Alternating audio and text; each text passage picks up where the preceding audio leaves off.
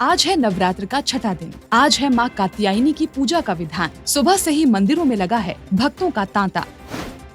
चारधाम यात्रा के लिए स्वास्थ्य सुविधाओं का खाका हुआ तैयार। यात्रा मार्गों पर तैनात होंगे 395 डॉक्टर्स। रामनवमी के मौके पर पीले वस्त्र में भक्तों को दर्शन देंगे रामलला। तैयार हुई विशेष पोशाक। और भक्तों के लिए खुला जम्मू कश्मीर के टीटवाल में स्थित शारदा माता मंदिर। यहीं गिरा था माता सती का दाहिना हाथ। नवरात्र के छठे दिन माँ कात्यायनी की पूजा का विधान है। आज सुबह से ही देश भर के देवी मंदिरों में भक्तों की लंबी लंबी कतारें देखने को मिल रही हैं। आपको बता दें कि देवी दुर्गा के सभी स्वरूपों में माँ कात्यायनी का स्वरूप बड़ा ही तेजस्वी माना जाता है। माना जाता है कि जो भी माँ कात्यायनी की उपासना करता है उसके सारे रोग और शोक मिट जाते हैं। चारधाम यात्रा की तारीखों के ऐलान के साथ ही तैयारियां जोर शोर से चल रही हैं।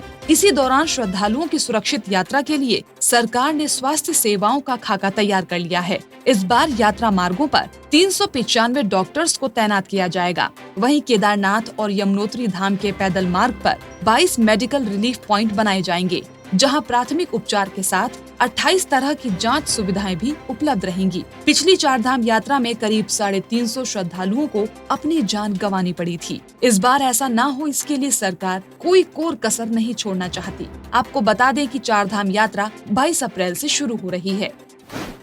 श्री गंगोत्री धाम के कपाट खुलने की तिथि की आधिकारिक रूप से घोषणा कर दी गई। 22 अप्रैल को पूरे विधि विधान के साथ गंगोत्री धाम के कपाट खोल दिए जाएंगे। 21 तारीख को मां गंगा की भोग मूर्ति गंगोत्री के लिए प्रस्थान करेगी। वहीं तिथि की घोषणा के साथ ही गंगोत्री धाम के लिए भी रजिस्ट्रेशन की प्रक्रिया शुरू हो गई। अभी तक सिर्फ केदारनाथ और बद्रीनाथ धाम के लिए ही रजिस्ट्रेशन चल रहा था। इस बार से श्रद्धालु गंगोत्री धाम सहित बाकी तीनों धामों की आरती घर बैठे देख सकेंगे। इसीलिए पर्यटन विभाग प्रसाद योजना के तहत मंदिर में हाई डेफिनेशन कैमरे लगाने जा रहा है, जिससे चारधाम यात्रा के दौरान हर दिन उत्तराखंड पर्यटन विभाग की वेबसाइट पर आरती का सीधा प्रसारण होगा।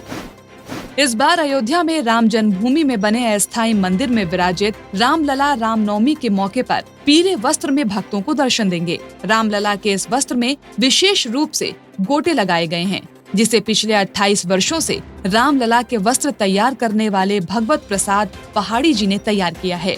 हालांकि हर गुरुवार को रामलला को पीला वस्त्र ही पहनाया जाता है और इस बार रामनवमी गुरुवार के दिन ही पड़ रही है। इसीलिए ये पहले से ही तय था कि इस मौके पर रामलला को पीले वस्त्र पहनाए जाएंगे। हालांकि इस बार रामलला के अस्थायी मंदिर में ये आखिरी रामनवमी है। अगले साल से रामलला के नए और भव्य मंदिर में रामनवमी का उत्सव मनाया जाएगा। अयोध्या में बन रहे भव्य राम मंदिर में विराजमान किए जाने वाली रामलला की मूर्ति पर इन दिनों गहन चर्चा चल रही है। श्री राम जन्मभूमि तीर्थ क्षेत्र ट्रस्ट को साधु संतों और हिंदू विद्वानों से भी सुझाव मिले हैं कि रामलला की मूर्ति 5 से 6 साल के बच्चे की तरह दिखनी चाहिए। ट्रस्ट के मुताबिक फिलहाल कलाकार रामलला की तस्वीरें बना रहे हैं। रामलला की आँख, नाक, कान, चेहरा, पैरों की उंगलियां, धनुष और तीर कितना बड़ा हो, इन बारीकियों को भी देखा जा रहा है। अब तक की योजना ये है कि चित्रकार पहले चित्र बनाकर देंगे, फिर उस चित्र के आधार पर कई लोग मूर्तियां बनाएंगे और फिर उन मूर्तियों को देखने के बाद फैसला लिया जाएगा कि कौन सी मूर्ति सबसे ज्यादा खूबसूरत है और फिर उसके आधार पर वो मूर्ति तैयार की जाएगी, जिसे प्राण प्रतिष्ठा कर गर्भगृह में स्थापित किया जाएगा।